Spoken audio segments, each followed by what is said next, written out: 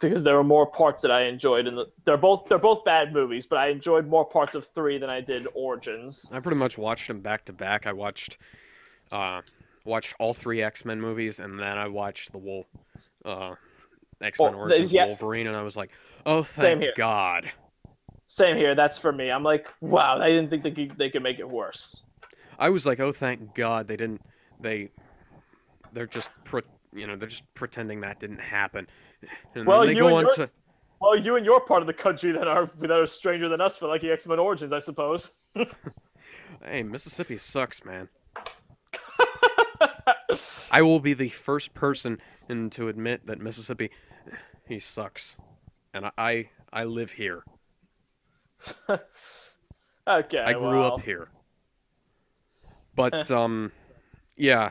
What are your predictions for for Civil War. Marvel for Civil War? Yeah, because I don't think they can do it. I don't think it's going to be any Well, good. I'm willing to give it a chance, but considering what they have to work with, I have low expectations for it. I'm not sure it's going to work out well. Avengers Infinity War is split into two movies. That's already angering me. It's I just don't see it's why you don't like that because it's a good idea for storytelling. it is, but unless they add in a bunch of filler, which means it's added nothing to the plot. So, and for Infinity War, I guess I can understand why on the story, but it's still infuriating at the same time because Well, anytime. that's But otherwise if and when it comes to Spider-Man, I'm optimistic for what they plan to do with that because they say they want to make it like a John Hughes movie. I'm That's kind ex of cool. Breakfast Club with Spider-Man, so that sounds yeah, interesting. I'm extremely pessimistic about Spider-Man because it's just it's I'm willing to give it a chance. unnecessary. They're you know they keep going back and forth on whether or not they actually are going to do the reboot again, and No, they've already said this is a different character. they they're ruining what they're ruining what was good, and it's unnecessary. It is unnecessary to do this recast. They've already said that this is a different thing, and I kind of understand. It's annoying that it's a recast for the third time, but I do understand why they want to start fresh, and I don't blame them for that. I'd want to start fresh too. I would not. So, well, Personally, if I was working on that movie, I would say try and tie it as closely to Amazing Spider-Man as possible, also that we do not have to do any other work like that because it's and waste the viewer's or time. I even have a way to tie in Miles Morales actually, if they wanted to do that. Now, Here it is. Like, okay, so this takes place. So the Sam Raimi movies take place in this continuity. Like Peter Parker has given up being Spider-Man after a few years. He's a New York cop now. Like when some huge bad thing happens, like Civil War or whatever, he's involved in like evacuating, protecting people as a cop. But then he sees some kid who is inspired by years by from the tales of the Spider-Man years ago. He gets inspired to try and do it on his own. Parker notices that happening, and he tries like getting back his old. He feels like it's time to get back his old costume just to just to try and get the kid away sneakily. So he does that, and he does that. I'm still working on the rest of this out, but basically they have their argument where like whether or not to do this. But then Parker gets inspired to once more be Spider-Man. He comes back into the public light. People cheer for him. He gets killed while protecting some innocent people. That convinces this whole Civil War thing to stop. And Morales gets inspired, and he continues the legacy. That sort of thing. that's a really good idea, except I don't like the part where he stops being Spider-Man. Well, I really don't have a I better idea. it's All like the other, it's kind of like all the Dark other, Knight Rises because well, he all the should other not have scenarios I stopped being had, Batman in that. well, all the other scenarios I had were they're kind of stupid, really, because he's either been working around all this time and that's not working because Shield would have already known, or he would have already been in the Avengers, or Hmm.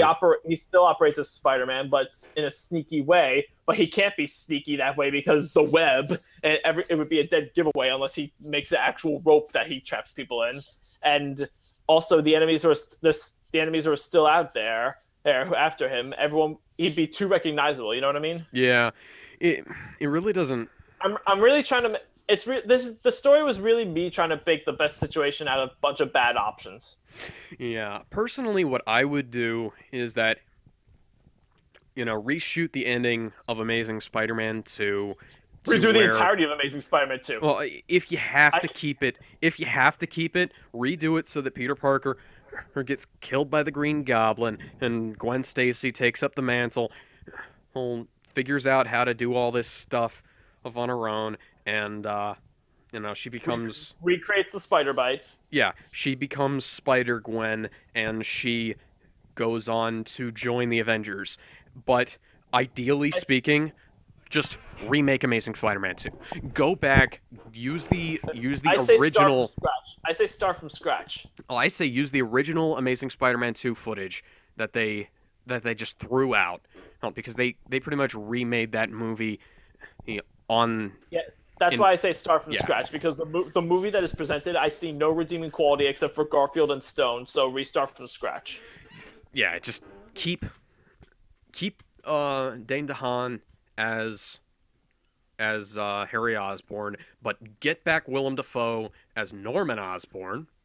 I actually loved Chris Cooper as a choice for Norman, but they wasted him. Yeah. They so wasted. Like the way it goes, I'm dying. I never told you. It's a hereditary disease. It's a genetic hereditary disease. So Harry has goblin disease. I'm so mad at you, even though we have tons of billions of dollars that I can use to easily find a cure for this thing. Wait a minute, why haven't you done that same thing? Goblin disease, it's coming for you. You're really weird, Dad. Yeah. I hate you, son. Here, have my life's work. Yeah, just redo that and redo And let Chris Cooper do something. Yeah. Let Chris Cooper do something. He's perfect for Norman Osborn, just like Willem Dafoe was perfect for Norman Osborn. Yeah, that's what I was saying. If you were going to bring anybody over from the Raimi movies into the Webb movies, it would be Dafoe and what? Simmons. I just forgot his name. J.K. Simmons. J.K. Simmons. Yes. J.K. Simmons is a must-have. Yeah. So, that's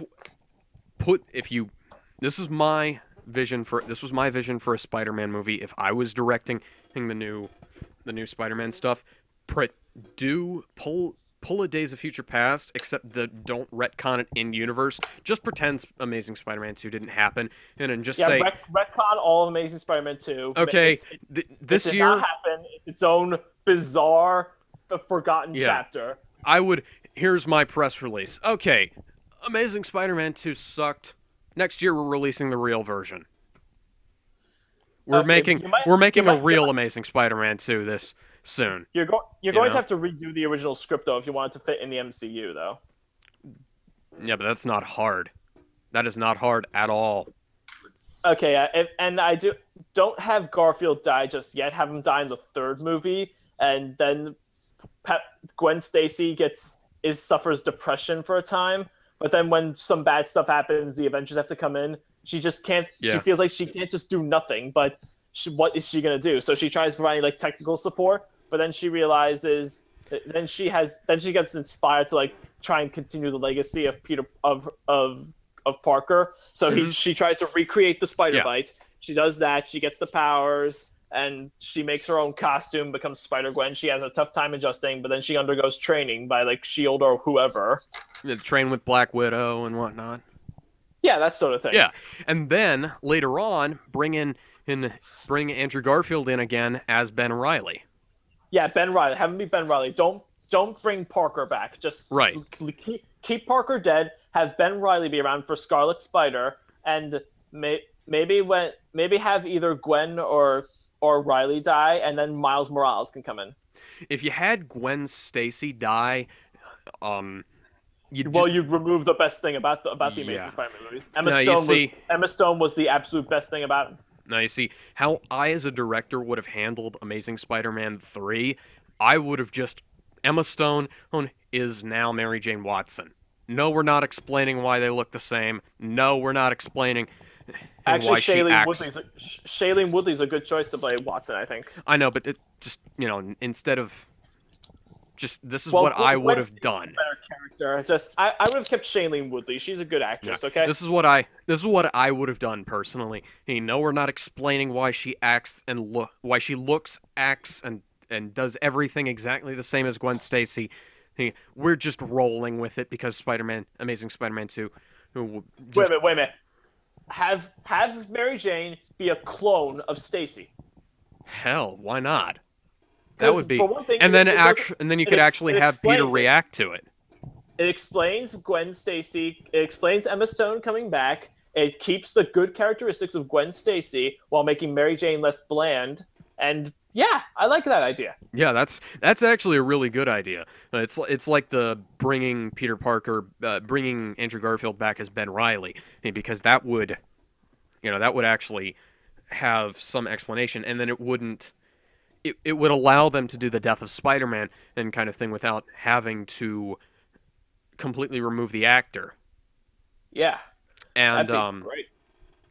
this brings me to another thing. Spider-Gwen was a really good idea, but I think just like everything else Marvel, every other good idea Marvel's had, I think they kind of messed it up because Oh, so it's the video game industry. uh because, Gwen Stacy being superpowered is a good That's idea, but she has a great personality to her. yeah, she's great, but Peter Parker doesn't. Okay, Peter Parker isn't Spider-Man in that. And what my ideal. I'm okay with that. I'm okay with that. The ideal thing that I would say is, Peter Parker is a superhero as well because then they can have the relationship. But here's the thing: get this, Peter Parker is the Lizard in Spider-Gwen. Why? What happened to Kirk Connors, a military vet struggling to adapt to life now that he's lost his arm, trying to reconnect with his family, struggling with his humanity after injecting himself with the lizard DNA, trying to grow back his arm? Is that not a compelling character? Apparently not, because they just had to. He's one of my favorite Spider-Man characters. He's so underrated because it's such an inner struggle with himself and adapting to life, his humanity, but connecting with his family again. That's what makes him such a compelling character. Yeah, and they were setting that. Get this, they were setting up for the Lizard to be in Raimi's Spider-Man movies. He was. Oh yeah, like the guy. Yeah. I don't remember Dylan Baker. He was Kirk Connors. Raimi wanted him to be the Baker to be the Lizard in the next movie, but Avi Arad screwed around with the script some more. So and then Raimi they made left. Spider-Man 3. No. He didn't want him in Spidey 3. He wanted him in Spidey 4. Oh yeah, Spidey 4.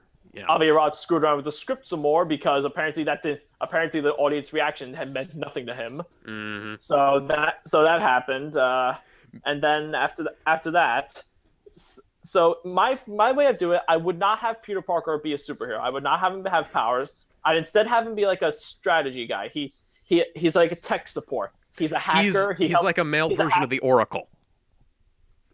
Kind of. He's a tech support guy. He's a tech support guy. He knows what he's doing. He can make some good inventions that Gwen can use to enhance her powers and abilities. Yeah. He helps get Gwen into air. He helps get Gwen like spy on the enemy. That sort of thing. He's not a superpowered person. I think it's better that he's tech support. Yeah, that's the thing. Is like he's kind of like Q from Bond. You know what I mean? It'd be like Q or that nerdy guy from Supergirl, except not bad. Yeah, that's what I think. Yeah, and that's the thing is that I kind of think that was what they were. And they'd also have the kind of dynamic between Bond and Q. Like Parker's always worried about the inventions coming back in one piece. Like Peter, have I ever let you down? Frequently. Yeah, and then he's and his relationship with Gwen could be played off, and there's so much potential for that. But Gwen kills him because he became the Lizard, and he went on a rampage. Wait. He becomes Monster Thing, so Gwen just kills him. He becomes Lizard. Never had to do that to Connors. He becomes Lizard, goes insane, and then this is absolutely not explained why he went insane. He goes insane. He then goes on a rampage, and Gwen kills him. Because lizard DNA. Yeah, Kirk Connors' human self never went insane. Why is Parker? Parker never had to kill Connors. Parker never had to kill Connors? Why does Stacy have to kill Parker? And it's not even like you could explain it like she has powers and he doesn't. And he never had powers in this continuity. Until lizard DNA. until lizard DNA. And the thing is, if you're gonna make him the lizard, make him the heroic lizard because he's still Peter freaking Parker. Actually, I like that. I would have preferred he's not in control of his actions because like he's struggling with his humanity. I would have preferred they kept it that way. You know what I mean? But yeah, but still, he's still Peter Parker. He's still got Peter Parker's morals that Uncle Ben taught him. And the thing is, in this is something else I didn't like about the Ultimate Universe. In the Ultimate Universe, Uncle Ben is like a peace loving hippie, which isn't a bad thing. But in the originals, he was a war veteran and part Oh of yeah, I remember that. and he taught Peter the discipline and that he needed to be to succeed in life like through that. Yeah, it And makes sense. It makes sense. simply being taught And to be also, Ben Parker, yeah. he's not a hippie. He's not a hippie in the Ultimate Universe. He's a guy who he's a guy who's concerned for his son's well-being, and he's more involved with his life. We see him more involved with his life than we did with the original Uncle Ben. Well, yeah. He's not a hippie. If he was a hippie, he would have been a total jerk. That's how every hippie I've met is. Well, yeah, but still, it wasn't nearly as good as it should have been, I say. Because well, yeah. Besides, he also treated women with respect. He was respectful around Mary Jane. Every hippie I've met just kind of disregards their so-called lovers because holding their hand and showing affection for someone you love is apparently conformist. Apparently, he genuinely loved May, so that's part of it. yeah, and that sort of. But I don't even have you. Oh, Mangaverse Spider-Man. Have you ever read the Mangaverse? No, I haven't. Okay. It is weird. Well, it's manga. The Japanese love doing weird things. Well, yeah, but okay. Peter Parker has got a slightly different name. I'm not sure or why, but his Uncle Ben teaches him karate. He's like part of some Spider Clan ninja stuff. He doesn't actually, he doesn't actually have webs. He's got the Batman claws that he uses to climb the walls. Well, he's got like the grappling hooks that he. Wait. He's a ninja basically. Yes, he is a ninja. He is a ninja. Okay, that's all I need to hear. That's funny. That's funny. And Mangaverse Fantastic Four, and this is pretty much all I know about the Mangaverse. Okay, the Human Torch and the Invisible Woman are half siblings, like I was gonna say like siblings from another mother. Yeah, but the Human Torch is female because reasons. Yeah, it really doesn't make a whole lot of sense. And Reed Richards is like this. If you're going to do that by like because you have the android Human Torch, and I guess I can see why, because they do look pretty similar. So if you're doing that, then I can understand it. Well, they don't really have the android Human Torch in that. Okay, so it seems pointless then. Yeah, they have a complete Mangaverse Avengers stuff. Okay, Johnny Storm's a womanizer, and even though we're Japanese and we love seeing men get all the women they can get, we don't want that here. What do we do? How about we make him female? How about we make him female, and she's the total slut? Brilliant. I don't even know if she was, because she was just kind of the opposite of Johnny Storm's actual personality. Oh, he was like the hothead, the daring do guy. The stunt driver, and she is emotionless and cold. Oh, they might as well have made her the android Human Torch then. Except the android Human Torch had actual emotion. Yeah. Yeah, didn't he have a love interest, I think? I can't remember. And, that they have, like, their powers are sort of based on certain parts of Japanese mythology, but Reed Richards is like this. I think Fanforsticks. I haven't seen it, but I know of its reputation. Off the Ultimates. Yeah, but Reed Richards in that is definitely, from what I've heard, based on Mangaverse Reed Richards, because he is like a massive tool in the Mangaverse. Oh God. he is like this. His, Reed Richards is a bit of a tool in all interpretations, and Ultimate Reed Richards especially. But he is at his worst in the manga verse because he's like a jerk for no reason, and jerk to his friends for no reason. Intelligent. So he's a smart guy, so he must be a He's jerk, obviously. Yeah, he's like, oh, I'm so much smarter than everybody else. That means everybody else is beneath me. You know? Oh, it's not That's, like sheesh. And let me guess, Doctor Doom's a heroic person. I don't know. I mean, I don't even remember what Ultimate Doctor Doom was like. No, I remember what he was. I remember Not him. Ultimate Doctor Doom, Mangaverse Manga. Doctor Doom. I don't remember what Manga. Mangaverse Doctor Doom was. Manga. Whatever. Comics. It's Japanese for comic. Yeah, basically. So okay, I think is that it? I think that's it. Well, not Ultimate. Mangaverse Hulk is an Oni. I don't even know what that is. He's a human who transforms into a Japanese demon thing. Oh, those things. Okay. Yeah, and it's like they have some good ideas in the Mangaverse. They have some bad ideas. It's So it's a mixed bag. It's a mixed Kinda bag. like It's kind of like Man of Steel. kind of like the Marvel universe in general. Basically. Mm-hmm. And on that account, the Japanese did a perfect job. Yeah, because Give them a gold medal. I don't think I haven't read any comics in at least 7 years. The Koreans are doing actually reprints of some of the old comics with their own little spin on them. I heard. That'll be I forgot interesting about Indian Spider-Man. And what? Indian Spider-Man. Do you know what that is? Oh, this I gotta look up. Indian Spider-Man. I hate having to hold the microphone on and type with one hand. Okay, oh my god, am I really looking at this? Does he literally have like the... Wow, is this for real? This is real. Oh dear god.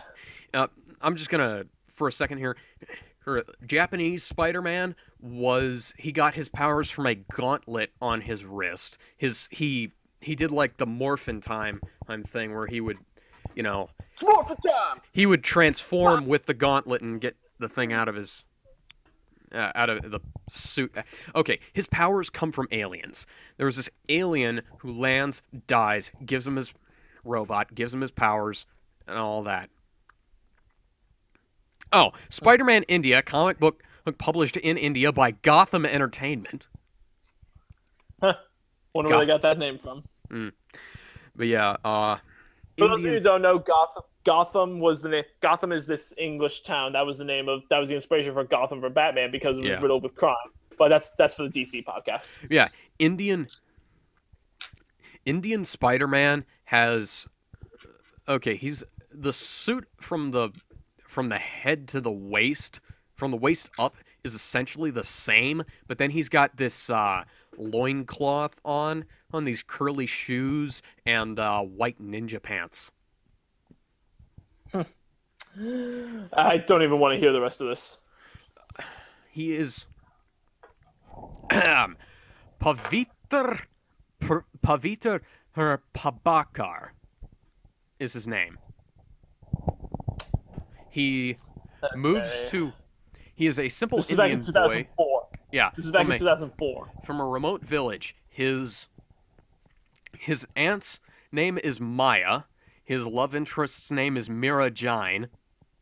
Pavitr Uncle's- Prabhakar. I hope I pronounced it correctly. Uncle's name is Uncle Bim.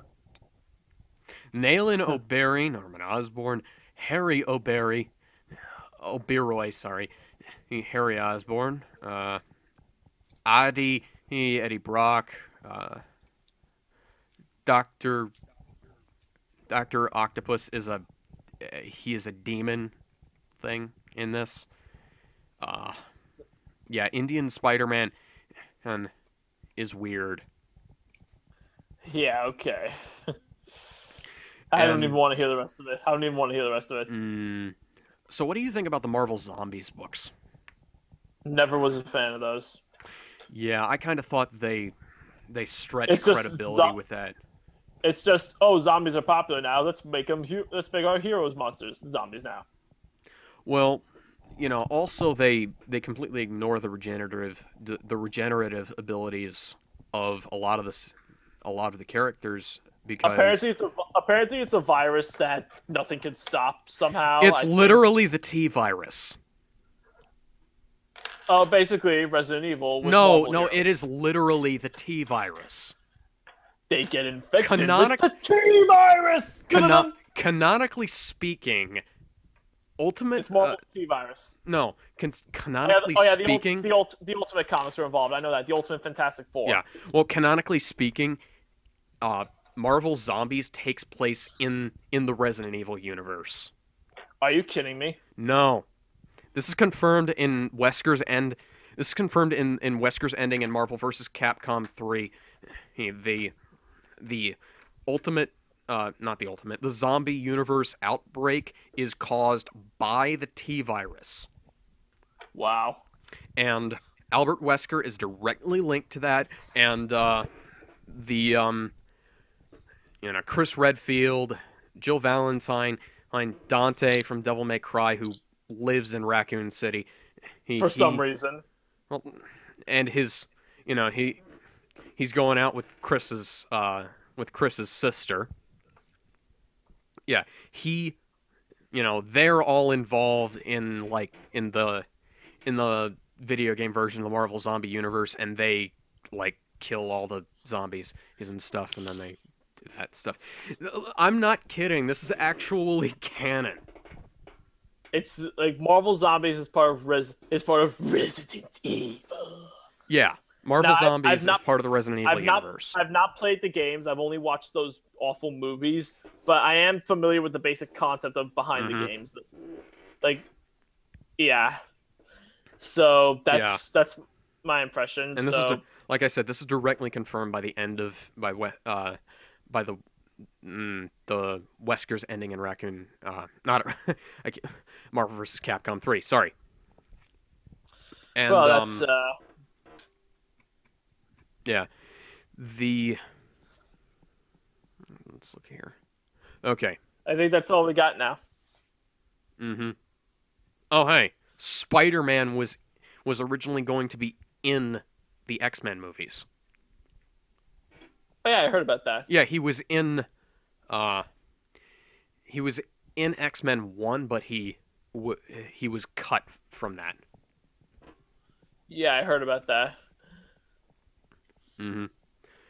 Have you actually? Oh, I forgot about Spider-Man. Turn off the dark. Oh yeah, that play that was riddled with so many problems. Like, I'm amazed Broadway didn't cancel it completely. I have I'm no still idea amazed. why anybody thought that was a good idea. In all honesty, I haven't seen the play, but I'm amazed that considering the production problems and accidents that kept happening, including someone breaking his back and almost dying, I'm amazed Broadway didn't cancel the whole thing completely. It is the single most expensive live theater production to date. Yeah, I'm aware of that part, and by that account, I don't know what its profits are, but I would have canceled it completely after that thing where the guy falls over because the web rope breaks. Yeah, and the thing is, did you know what the original version of that play was going to be? What? Okay, the 1.0 version was it was some really weird love story. It was between it started off as really freaking crazy. Because Spider-Man was going to be okay. There's this character called Arachne who wants Spider-Man gets his the magical spider thing that he gets in the really dumb comic storyline where Madam Web is introduced. He gets and Arachne is behind it. Arachne is this big spider thing. She is actually like Do you know what a drider is? No. Okay. Yes. She is a spider with a human torso. Oh wait, I remember her now. I remember her. Yeah. And she wants in 1.0 she wants uh Peter her she tries to seduce Peter Parker to try and have little spider eggs. Little spider babies with them. And you know, they retread a lot of the stuff from like from Spider-Man and from the Spider-Man movies, from Sam Raimi's series, from all that stuff, and they have like the amateur wrestling competition, but Bonesaw McGraw is not played by the Macho Man in this. Okay, who is he played by? He's played by some dude holding a an inflatable blow up version of the Macho Man. Well, that's Mm-hmm. And okay, the best way I could describe this is like if Batman and Robin got even camper. Hard to imagine that. Because okay, Green Goblin at one point he has like this big feather boa on and star glasses, and he's playing at a piano. And do you see where that's going? I don't even want to hear anymore. Yeah, he's there. They tried to make him Stop! like Don't. Mm-hmm. Yeah, that's true in both versions, but the second version actually cut out the whole romance plot between Peter Parker and Arachne. Peter Parker's not actually interested in Arachne. It's just that she wants to seduce him. I remember that. I know that part. Yeah. Yeah, and then they go for more like a straight up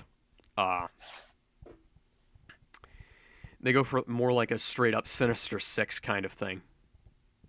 Except that and they completely cut out Harry Osborn. They made Norman Osborn childless and made him, sort of like a father figure to Peter Parker.